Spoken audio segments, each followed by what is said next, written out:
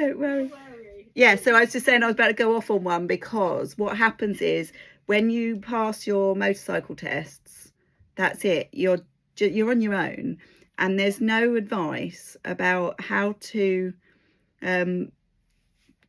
develop as a rider. Obviously, it's recommended that you go on to advanced training or what have you, but that costs lots of money, and so or it can do. There are schemes by IAMS, which is the Institute of Advanced Motorists, and ROSPA, the Royal Society for the Prevention of Accidents, both run courses, and they're quite structured and helpful, but most people don't go on to do that. And what they do is they just go out there on their own and try and figure it all out, you know. And so one of the things that I can do is help people to kind of you know, understand where they're starting from, and build in you know, their own little kind of like plan of graduated exposure. So rather than go, right, okay, I'm going to go off on the motorway now, it's like, hang on a minute, what do you need to do to put into practice everything that you learned on your training? And things like, you know, a lot of people say, oh, you know, I went out on my ride and everything felt off, and I'm like, just like you go into the gym, you wouldn't go and pick up the heaviest set of weights on your first go. It's important to build in like a bit of a warm-up, because if you are riding cold, your body and your brain haven't kind of made the connection yet that they've got to work together. And I'm another one of the things that I did when I left my NHS role and retrained as a coach was I decided to get a personal training qualification, because I thought, well, that would be a really good way of being able to help my clients with exercise. If they've got questions about exercise, I'm qualified to be able to answer them from a position of authority rather than just personal experience. And so I'm bringing that knowledge into this as well, to say, actually, you know, what can you do as a warm-up before you ride and at the beginning of your ride, so that you're not kind of making the most difficult things happen straight away, you know. And then you can build up your trust and confidence in yourself gradually, rather than go in at the deep end and then make loads of mistakes and then go, oh, this isn't for me, or I can't do it, or, you know, all of those things. So that's something I help people to kind of try and get their head around. And I write a lot of blogs around you know, my personal experience, but also, you know, sharing the fact that being nervous is normal, you know. And how do you, rather than sort of telling yourself, oh, I shouldn't be feeling like this, it's actually, it's okay to feel like this, is what do I do about it? You know, and be constructive with it rather than destructive. So I do think, you know, there's so much more that could be done to support new motorcyclists. And I think, you know, a lot of training schools are really taking us on board now, and they're starting to adapt their approach to the fact that more women are coming into biking. As I said in my message to you, I think, you know, it does seem I want to kind of do a bit more sort of exploration of this, but it does seem like women are the fastest growing demographic in new motorcyclists, and older females as well. So I mean, I wondered, like, in terms of your clients, are they like, do they tend to be kind of women of a similar age to you? What kind of like demographic is really that? They're mostly over 40. And I have a rider mindset quiz on my website, and I did that. I set it up ready for the festival, and I've had, I think I've had 28 responses now, but I did a bit of an analysis on it when I had 25 responses. So that's nice kind of number, isn't it? 25. And what it showed was that 88% of the people who did the quiz, bearing in mind it was for new and nervous motorcyclists, so we're not expecting all motorcyclists to do it, but the ones who are saying I'm nervous or I'm new, that's who I was targeting with it. So of those, so you can expect that they were going to be feeling nervous before they filled it out, or they've you know they've experienced a nervous. So but 88% of them were over 40. Wow. Yeah. And the other interesting thing was that 75%, or just under 75%, had never had a session to talk about their confidence and mindset issues. That's so interesting. And when I asked them, how, is there anything that you wished had been included in your training that wasn't? Obviously, some people said, no, everything's great. And other people said, well, I could have had a bit more time on the seat. I could have had a bit more on certain manoeuvres. But a lot of people were also saying, I wish I'd been able to talk about my nerves, how to manage my nerves. So that is missing. Yeah. Interesting. So I mean, off the back of that, how would you say that, in your personal experience, and then also the people that you help, developing these skills of overcoming nerves, learning new things, especially when you're reaching kind of midlife, and how does that kind of help in everyday life as well as in the saddle, so to speak? Yeah. It's amazing actually, because you're absolutely right. It's a huge crossover, and of course, a lot of the things that people bring into their learning, it's because they're already dealing with stuff in a certain way in real life. So one of my first clients, she came to me because she was putting off doing her full license. She'd got her CBT, she was out riding her little 125, and she kept putting off doing her mod 1 and mod 2 tests. And so of course then she saw my post and she's like, maybe that's what I need. So she came to me and we talked about what was going on and why it was that she was putting it off. And what transpired was she had a bit of perfectionism going on and fear of failure in general, not just in relation to tests, but in general, the fear of failure at work, the fear of failure of anything. And so when we started working together, she just had these light bulb moments going off left, right and centre. She's like, and then she said, I've completely changed how I show up at work now, because I'm no longer so hard on myself about things and I'm looking at things more constructively. So that was brilliant. And then another lady came to me. So that lady was called Sean, and she's happy for me to talk about her. Another lady called Anne came to me because she'd passed her full license, and she wasn't going out riding, or if she did, she wouldn't be able to sleep the night before. She'd be sick. She'd be just feeling dreadful about it, and then just not enjoying her riding, and she wouldn't dare go out on her own. She would only go out with people that she really trusted, and who knew her nervousness, because she just felt so crippled by anxiety. And yet, most people go into biking not because they need to, but because they want to enjoy it. And so they're going into it, why am I not enjoying this the way that everybody says that biking is so great? Why am I not feeling it? And so that was her position. And she's in her 60s. And then we started working together, and it transpired that what was really holding her back was that she had a really difficult issue that she'd had to deal with at work that had kind of caused a bit of kind of almost you could describe it as post-traumatic stress. Right. And she was bringing that into the biking. And then once we were able to kind of make that connection, she was then able to disassociate with it, and that enabled her to let go of that, but also to let go of some of the stress from that event. And my background is, is obviously, as well as being NHS senior manager, my background as a weight loss coach is actually as a life coach. I've just chosen to focus on weight loss or weight management and motorcycle confidence as two kind of niche areas.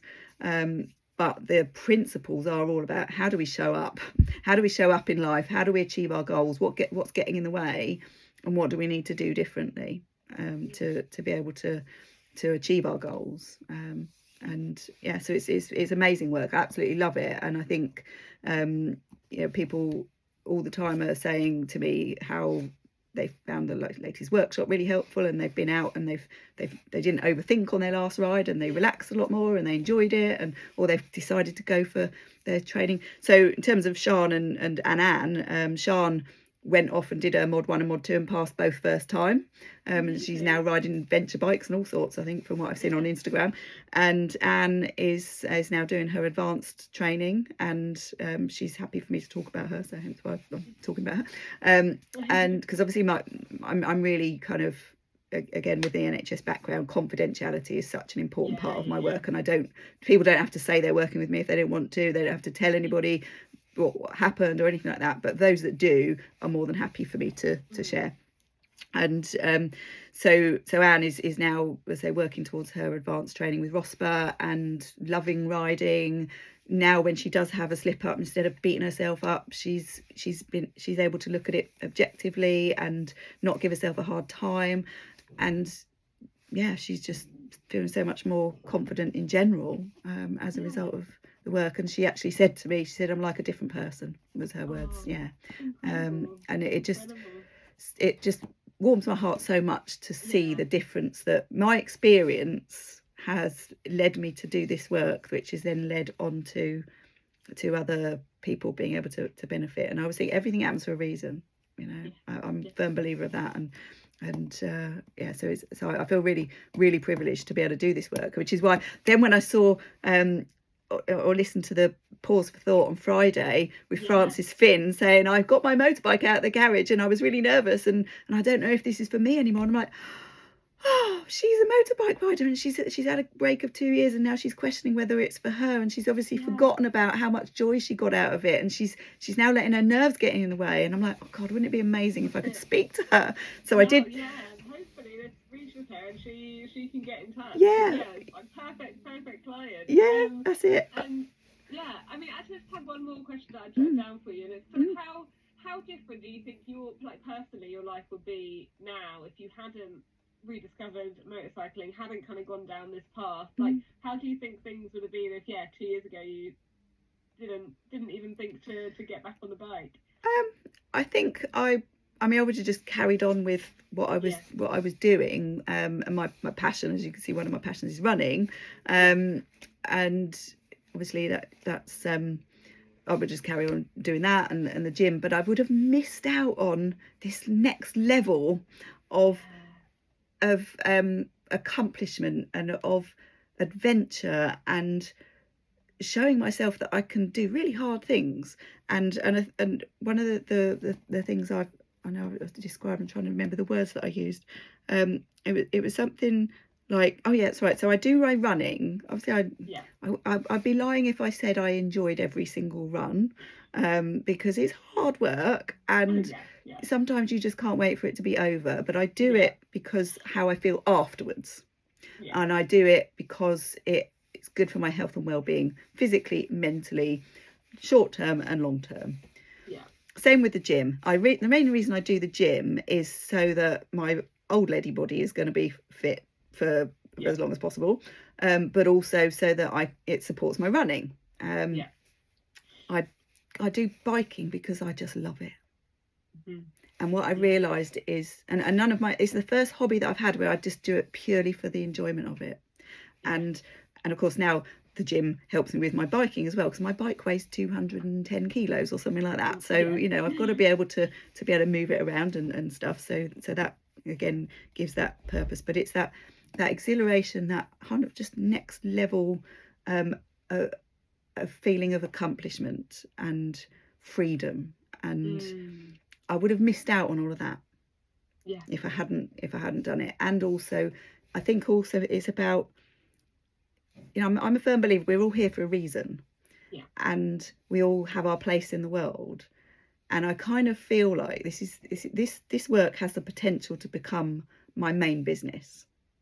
Now I'm in two minds as to whether I want it to be, and because I love my weight loss work, and I mean I'm not saying I want to stop doing that, but it kind of feels like I've worked really, really hard to become a well-known name in the weight loss world, even as my little small one woman band. And I've worked so hard to be visible and for people to find me on Google. I mean, I'm on page 1 of Google for weight loss coach, which is incredible when you think of like, you know, who else is out there.